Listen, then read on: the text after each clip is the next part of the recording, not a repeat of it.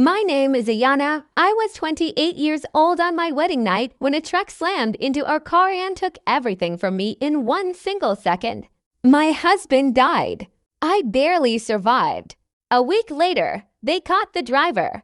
But when he finally opened his mouth, my blood turned to ice because he wasn't just a driver. He was a hired killer. And the person who paid him.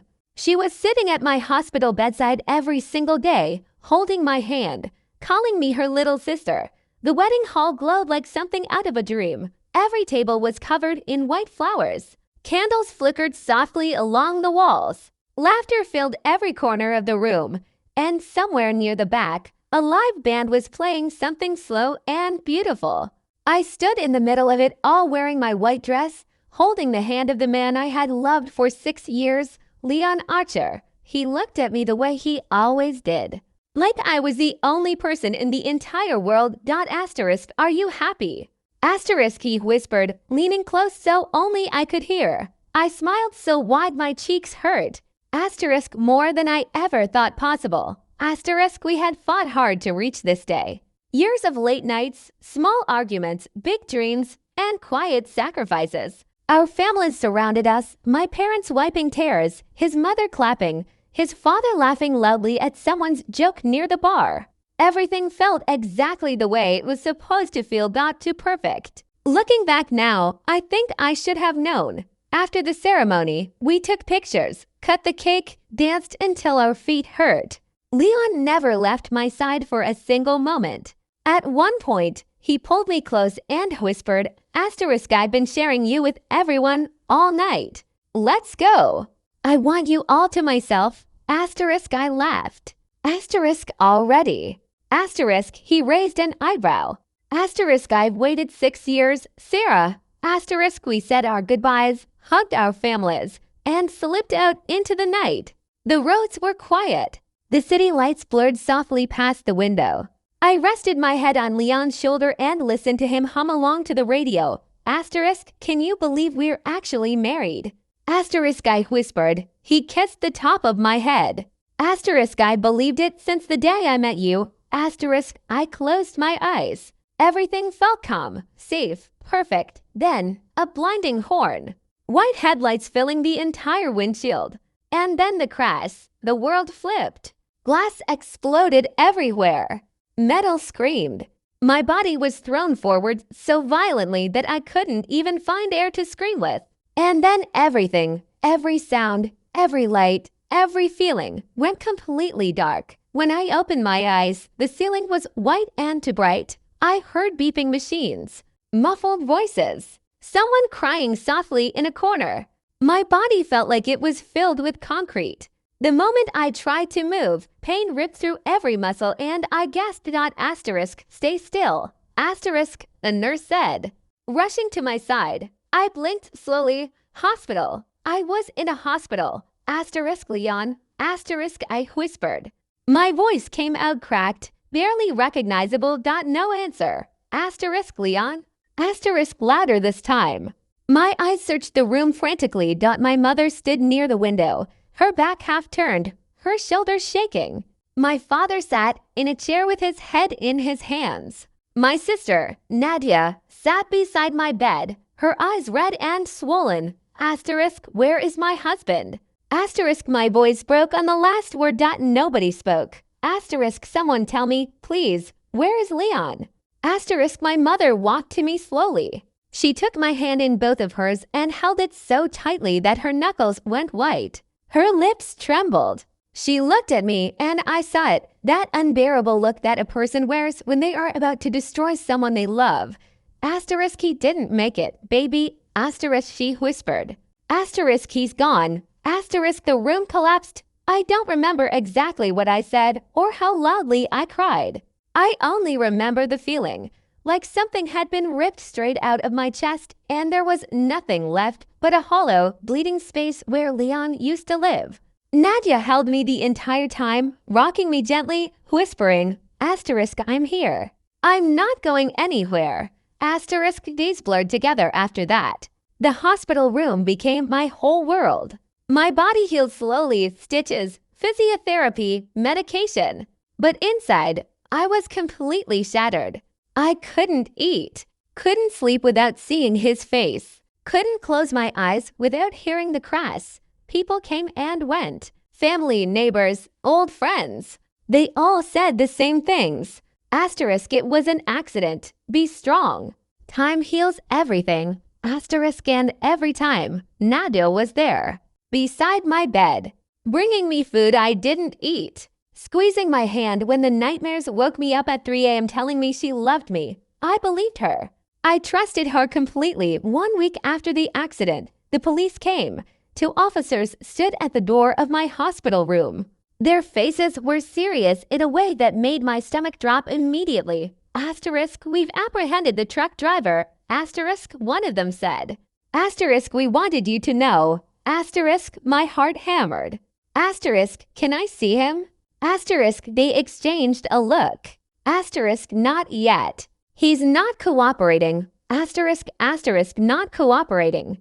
Asterisk, anger shot through me so fast it made me dizzy.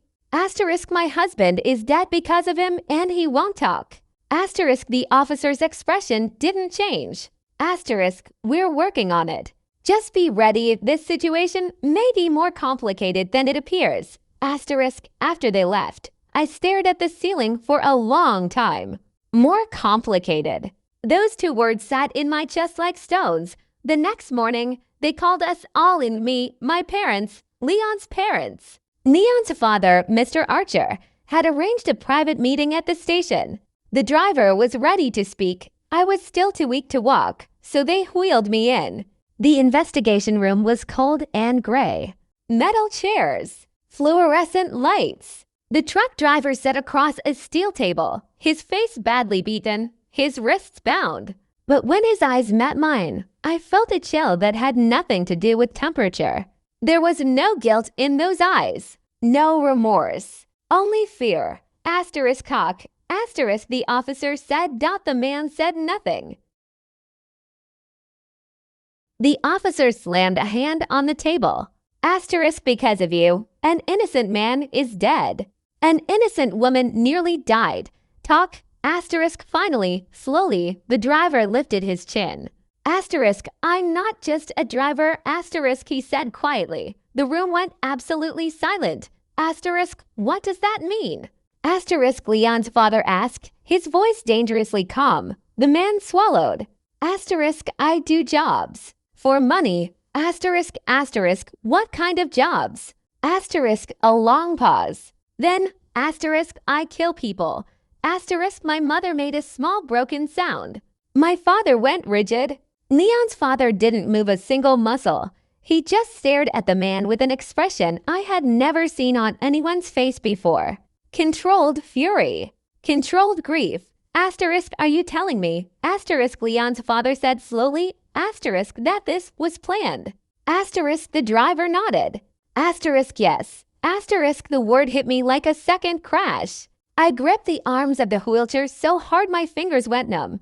Asterisk, I was given the car details, the route, the timing. Asterisk, the man continued. Asterisk, everything was arranged in advance. Asterisk, who hired you? Asterisk, the officer demanded. Asterisk, I don't know their real name. It never works that way. There's always someone in between, a contractor. They handle the communication, handle the money. I never see the person giving me orders. Asterisk, then who is the contractor? Asterisk, I only had a phone number. He disappeared after the job, intraceable. Asterisk, the police had already tried. No identity, no location. A ghost. I barely heard the rest of the meeting. My mind was somewhere else entirely, running through every person I knew, every face, every name. Someone had planned this. Someone had wanted us dead. Wanted me dead. Who hated me enough for that? Leon's father didn't stop when the police hit dead ends. He was a powerful man with resources most people don't have access to. Private investigators, old contacts, people who operated in places law enforcement couldn't reach. He worked quietly, methodically, and he did not rest. 2 weeks later, he called everyone to the family home. Both families sat in the living room. My parents, his parents, close relatives, and Nadia, seated beside me, her hand resting gently over mine. Leon's father walked in and stood at the center of the room. He looked older than I had ever seen him look. His eyes moved slowly around the room, touching each face one by one. Asterisk, I found the contractor. Asterisk, he said quietly. Asterisk, and he talked. Asterisk, no one breathed. Asterisk, the calls, the payments, the instructions, everything has been traced. Asterisk, he paused. Asterisk, the person who ordered this attack is sitting in this room right now. Asterisk, the air left the room completely. People began looking at each other, confused, horrified, searching. I felt my heart hammering so hard it hurt. Dad. Then Leon's father turned his gaze slowly, deliberately, and let it rest on Nadia. My sister. For a moment. Time stopped. Asterisk, no. Asterisk, my mother whispered. Asterisk, no. That's impossible. Asterisk, Nadia didn't move. Didn't flinch. Asterisk, he's lying. Asterisk, she said flatly.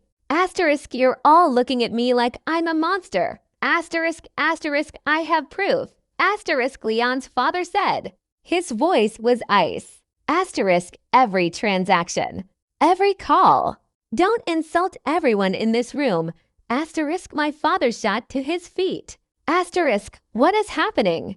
Someone explain this to me right now. Asterisk, and then silence. Long, suffocating silence. And then Nadia smiled. It was small, cold, like something that had been hiding beneath her face for years and had finally decided it didn't need to hide anymore. Asterisk, yes. Asterisk, she said simply. Asterisk, I did it. Asterisk, my mother's hand connected with her face before anyone could react. Asterisk, your own sister. Asterisk, she screamed, her voice breaking apart completely. Asterisk, she is your blood. Asterisk, my father was shaking so badly he had to hold the wall, but Nadia wasn't looking at any of them. She was looking at me. Asterisk, you really don't know, do you? Asterisk, she said quietly. Asterisk, you never did. Asterisk, I couldn't speak. I just stared at her. Asterisk, my whole life. Asterisk, she said, and for just a fraction of a second her voice cracked before going hard again. Asterisk, it was always you. You were the one everyone celebrated. The one who got the grades, the friends, the attention. Mom and Dad lit up when you walked into a room. I was just the other one. Asterisk, my hands were trembling. Asterisk, and then you got Leon. Asterisk, her voice dropped. Asterisk, rich, kind, devoted, everything I ever wanted. And you got it without even trying. You always got everything without trying. Asterisk, she exhaled slowly. Asterisk, and I got nothing. Again. Asterisk, asterisk, Nadia. Asterisk, asterisk, so I decided. Asterisk, she said, cutting me off, her eyes locking onto mine with something terrifying behind them. Asterisk, if I cannot have that life, then neither can you. I wanted you both gone. Asterisk, every word was a wound. Leon's father stepped directly in front of her. He stood there for a long moment, just looking at her. When he finally spoke, his voice was barely above a whisper, and that made it worse. Asterisk, because of you, my son is dead. My boy, who never hurt anyone in his life, is gone because of jealousy. Asterisk, his jaw tightened. Asterisk, I will never forgive you. And I promise you, you will carry this for the rest of your life. Asterisk, for the first time, Nadia's expression cracked. Fear moved across her face like a shadow. The police arrived minutes later. They walked in, placed handcuffs on her wrists, and led her out. She didn't look back at me. I wanted her to. I needed her to look at me one last time so I could understand how the girl who held me through my worst nightmare was also the person who created it. She never turned around. 3 months later, the court delivered its verdict, life imprisonment. People told me justice had been served. They told me I could breathe now, start healing, move forward. But no one tells you that justice doesn't bring anyone back. It doesn't fill the silence on the other side of the bed. It doesn't stop you from reaching for someone who isn't there anymore. Leon is gone. Nadia is gone, not to death. but to something that feels just as permanent. And I am left standing in the wreckage of a life that was destroyed from the inside by someone who called me her sister. Some wounds don't close. They just become part of who you are. And every morning when I wake up, I carry all of them. Leon's smile, Nadia's cold eyes, the sound of breaking glass, and somehow I keep going because that is the only thing left that is still mine.